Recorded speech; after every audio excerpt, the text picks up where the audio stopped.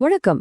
நம்ம இந்திய அரசியல் அமைப்புல ரொம்பவே முக்கியமான 2 பதவிகள பத்தி தான் நாம இன்னைக்கு ஆழமா பார்க்க போறோம். ஒண்ணு இந்திய குடியரசுத் தலைவர், இன்னொன்னு மாநில ஆளுநர். கேட்கறதுக்கு ரெண்டுமே கிட்டத்தட்ட ஒரே மாதிரி இருந்தாலும் அவங்களோட அதிகாரங்கள்லயும் பொறுப்புகள்லயும் நிறைய வித்தியாசங்கள் இருக்கு. வாங்க அந்த வித்தியாசங்கள் என்னென்னு ஒன்னொன்னா அலசி ஆராயலாம். சரி, நம்ம மனசுல முதல்ல வர்ற கேள்வி இதுதான். குடியரசுத் தலைவரா இல்ல ஆளுநரா? யார் நிஜமாவே அதிக பவர்ஃபுல்? இந்த கேள்விக்கு நேரடியான பதில் சொல்றது கொஞ்சம் கஷ்டம். ஆனா இந்த ஒப்பீட்டோட இறுதியில உங்களுக்கே ஒரு தெளிவான பதில் கிடைக்கும். முதல்ல நாம எங்க இருந்து ஆரம்பிக்கலாம்னா, இந்த 2 பெரிய பதவிகளுக்கும் என்னென்ன தகுதிகள் இருக்கணும், என்னென்ன நிபந்தனைகள் இருக்குங்கிறதுல இருந்து நம்ம ஒப்பீட்ட தொடங்கலாம். நம்மளோட இந்த முழு ஒப்பீட்டுக்கும் இதுதான் அடித்தளம். இதுல இருக்கிற ஒவ்வொரு பாயிண்ட்டையும் வச்சுதான் நாம விரிவா பேச போறோம். சோ வாங்க ஆரம்பிக்கலாம். முதல்ல இந்த அட்டவணைய பாருங்கள. 2 பதவிகளுக்குமான அடிப்படை தகுதிகள்ல நிறைய ஒற்றுமைகள் இருக்கு பாத்தீங்களா? 2 பேருமே இந்திய குடிமகனா இருக்கணும், 35 வயச கடந்தவரா இருக்கணும், அப்புறம் லாபம் தரக்கூடிய எந்த ஒரு பதவியிலையும் இருக்கவே கூடாது. பதவி பிரமாணத்தை யாரு செய்து வைப்பாங்கன்னு பார்த்தா, குடியரசுத் தலைவருக்கு உச்சநீதிமன்ற தலைமை நீதிபதியும், ஆளுநருக்கு அந்தந்த மாநில உயர்நீதிமன்ற தலைமை நீதிபதியும் செய்து வைக்கிறாங்க. சோ ஆரம்பத்துல இவங்களோட ரோல்ஸ் எல்லாம் கிட்டத்தட்ட ஒரே மாதிரி தான் தெரியுது. ஆனா உண்மையான வேறுபாடுகள் எங்க தொடங்குதுன்னா அடுத்து பார்க்கலாம்.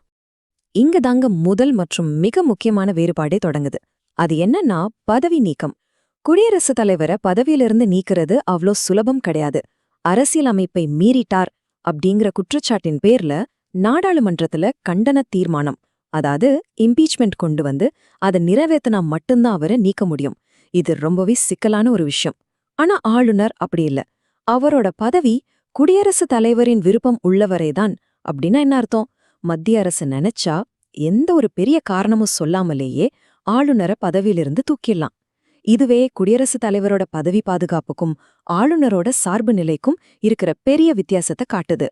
ஓகே, அடுத்து இவங்களோட மிக முக்கியமான அதிகாரங்களான நிர்வாகம் மற்றும் சட்டமன்ற அதிகாரங்களை ஒப்பிட்டு பார்க்கலாம். இங்கேதான் அவங்களோட செயல்பாடு எல்லைகள் என்னென்னு நமக்கு தெளிவா புரியும்.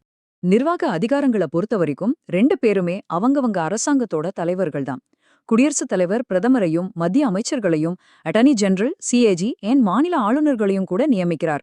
அதே மாதிரி ஆளுநர் முதலமைச்சரையும் மாநில அமைச்சர்களையும் மாநில பணியாளர் தேர்வாணைய உறுப்பினர்களையும் நியமிக்கிறார். 2 பேருமே நிர்வாக தலைவர்கள் தான். ஆனா அவங்க நியமனம் செய்யற அதிகாரத்தோட வீச்சு மத்திய அளவுல ஒன்னாவும் மாநில அளவுல இன்னொன்னாவும் இருக்கு. ஆனா குடியரசுத் தலைவருக்குன்னு சில பிரத்யேகமான நிர்வாக அதிகாரங்கள் இருக்கு. இந்த ஸ்லைட பாருங்க. எஸ்சி, எஸ்டி, ஓபிசி பிரிவினருக்கான ஆணையங்களை நியமிக்கிறது, மாநிலங்களுக்கு இடையேயான கவுன்சில்களை அமைக்கிறது, ஒரு பகுதியை அட்டவணைப்படுத்தப்பட்ட பகுதின்னு அறிவிக்கிறது, அப்புறம் யூனியன் பிரதேசங்களை நேரடியா நிர்வகிக்கிறதுன்னு. இந்த மாதிரி தேசிய முக்கியத்துவம் வாய்ந்த விஷயங்கள்ல முடிவெடுக்கிற அதிகாரம் குடியரசுத் தலைவருக்கு மட்டும்தான் இருக்கு. இதுக்கு இணையான அதிகாரங்கள் மாநில அளவுல ஆளுநருக்கு கிடையவே கிடையாது. சட்டமன்ற அதிகாரங்களை பார்த்தோம்னா மறுபடியும் சில ஒற்றுமைகள் தெரிய வருது. குடியரசுத் தலைவரால் மக்களவையை கூட்டவும் முடியும், கலைக்கவும் முடியும். அவர் மாநிலங்களவைக்கு 12 உறுப்பினர்களை நியமிக்கலாம். அதேபோல ஆளுநரும் மாநில சட்டசபையை கூட்டலாம், கலைக்கலாம். அப்புறம் மாநில சட்ட மேலவைக்கு 6 1 பங்கு உறுப்பினர்களை நியமிக்கலாம். ஆனா இங்க ஒரு முக்கியமான வித்தியாசம் இருக்கு. நாடாளுமன்றத்தோட 2 அவைகளுக்கும் நடுவுல ஒரு மசோதாவில முட்டுக்கட்ட வந்துடுச்சுன்னா அதை சரி செய்ய குடியரசுத் தலைவரால் ஒரு கூட்டத்துக்கு, அதாவது ஜாயிண்ட் சிட்டிங்கிற்கு அழைப்பு விடுக்க முடியும். ஆனா ஆளுநருக்கு மாநில சட்டமன்றத்துல அப்படி ஒரு கூட்டத்தை கூட்டுறதுக்கு எந்த அதிகாரமும் கொடுக்கப்படல. இது மத்திய நாடாளுமன்ற அமைப்புக்கும் மாநில சட்டமன்ற அமைப்புக்கும் இருக்கிற ஒரு அடிப்படை வித்தியாசத்தை நமக்கு நல்லாவே காட்டுது. இப்போ நம்மளோட ஒப்பீட்டு நீதி மற்றும் நிதி சம்பந்தப்பட்ட அதிகாரங்கள் பக்கம் கொண்டு போலாம். இங்க அவங்களோட பங்களிப்புல இன்னும் சில நுணுக்கமான வேறுபாடுகளை நாம பார்க்க முடியும். நீதித்துறையில குடியரசுத் தலைவரோட பங்கு ரொம்பவே பெருசு. உச்ச நீதிமன்ற உயர்நீதிமன்ற நீதிபதிகளை அவர்தான் நியமிக்கிறார். தேவைப்பட்டா உச்ச நீதிமன்றத்துக்கிட்ட சட்ட ஆலோசனை கேட்கறதுக்கும் அவருக்கு அதிகாரம் இருக்கு. ஆளுநரை பொறுத்த வரைக்கும் உயர்நீதிமன்ற நீதிபதிகள் நியமனம் பண்றப்போ அவர்கிட்ட ஆலோசனை கேட்பாங்க. அப்புறம் அவர் மாவட்ட நீதிபதிகளை நியமிப்பார். ஆக உயர்நீதித்துறையை கண்ட்ரோல் பண்ற அதிகாரம் முழுக்க முழுக்க குடியரசுத் தலைவர்கிட்ட தான் இருக்கு. இப்ப நாம பார்க்க போற அதிகாரங்கள் இருக்கே, இது முழுக்க முழுக்க குடியரசுத் தலைவருக்கு மட்டுமே சொந்தமானது.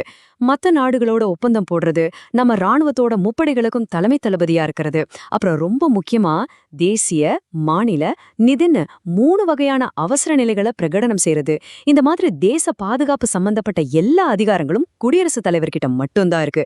இந்த துறைகள்ல ஆளுநருக்கு எந்த பங்கும் கிடையாது. நிதி அதிகாரங்களுக்கு வந்தோம்னா மறுபடியும் 2 பேருக்கும் இடையில ஒரு ஒற்றுமைய பார்க்க முடியுது. மத்திய அரசோட பண மசோதாக்களுக்கு குடியரசுத் தலைவரோட முன் பரிந்துரை ரொம்ப முக்கியம். அவர்தான் மத்திய பட்ஜெட்டை நாடாளுமன்றத்துல தாக்கல் செய்ய வைக்கிறாரு. இதே போல மாநில அரசோட பண மசோதாக்களுக்கு ஆளுநரோட முன் பரிந்துரையும் மாநில பட்ஜெட்டை தாக்கல் செய்யறதும் அவசியமாகுது. சோ இதுல 2 பேரும் ஒரே மாதிரி தான் செயல்படுறாங்க. இப்ப நாம இந்த ஒப்பீட்டோட ஒரு முக்கியமான கட்டத்துக்கு வந்திருக்கோம். அதுதான் வீட்டோ மற்றும் மன்னிப்பு வழங்குற அதிகாரங்கள். இந்த 2 இடங்கள்ல தான் இவங்களோட அதிகாரங்கள் ரொம்பவே பெரிய அளவுல வேறுபடுது. இப்போ ஒரு மசோதா ஒப்புதலுக்காக வரும்போது குடியரசுத் தலைவருக்கு முன்னாடி 3 ஆப்ஷன் தான் இருக்கு. 1, அதுக்கு கையெழுத்து போட்டு ஒப்புதல் கொடுக்கலாம். 2, ஒப்புதல் கொடுக்காம நிறுத்தி வைக்கலாம். 3, மறுபரிசீலனை செய்ய சொல்லி திருப்பி அனுப்பலாம். ஆனா ஆளுநருக்கு 4வதா ஒரு ஆப்ஷன் இருக்கு. அது என்னன்னா, அந்த மசோதாவை குடியரசுத் தலைவரோட பரிசீலனைக்காக ஒதுக்கி வைக்க முடியும். இது ஆளுநருக்கு கொடுக்கப்பட்டிருக்கிற ரொம்பவே ஒரு பவர்ஃபுல்லான அதிகாரம். இந்த 4வது ஆப்ஷன் ஏன் இவ்ளோ முக்கியம்னு கேக்குறீங்களா? ஏன்னா இதனால மாநில அரசு கொண்டு வர ஒரு சட்டத்தை நேரடியா மத்திய அரசோட கட்டுப்பாட்டுக்கு கொண்டு போக முடியுது. இதனால ஆளுநர் மாநிலத்தோட தலைவர் மட்டும் இல்ல, மத்திய அரசோட ஒரு பிரதிநிதியாவும் செயல்படுறார் அப்படிங்கிறது ரொம்ப தெளிவா தெரியுது. சரி, இப்போ மன்னிப்பு வழங்குற அதிகாரத்தை பார்க்கலாம். ஆர்டிகிள் 72 படி குடியரசுத் தலைவரால் மத்திய சட்டங்களுக்கு கீழே செய்யப்பட்ட குற்றங்களுக்கு மன்னிப்பு கொடுக்க முடியும். ராணுவ நீதிமன்றங்கள் கொடுத்த தண்டனைகளையும் மன்னிக்க முடியும். ரொம்ப ரொம்ப முக்கியமா ஒரு மரண தண்டனையை கூட ரத்து செய்யறதுக்கு அவருக்கு அதிகாரம் இருக்கு. ஆனா ஆளுநரோட மன்னிப்பு வழங்கும் அதிகாரத்துக்கு சில வரம்புகள் இருக்கு. அவரால மாநில சட்டங்களுக்கு கீழே செய்யப்பட்ட குற்றங்களுக்கு மட்டும்தான் மன்னிப்பு வழங்க முடியும். ராணுவ நீதிமன்ற தண்டனைகளையோ அல்லது ஒரு மரண தண்டனையையோ மன்னிக்கிறதுக்கு அவருக்கு எந்த அதிகாரமும் கிடையாது.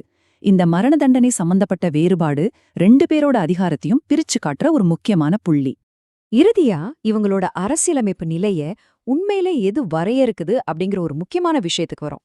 அதுதாங்க சுய விருப்புரிமை அதிகாரம், அதாவது தன்னிச்சையா முடிவெடுக்கும் அதிகாரம். இது ரொம்ப தெளிவா அழுத்தமா சொல்லணும்.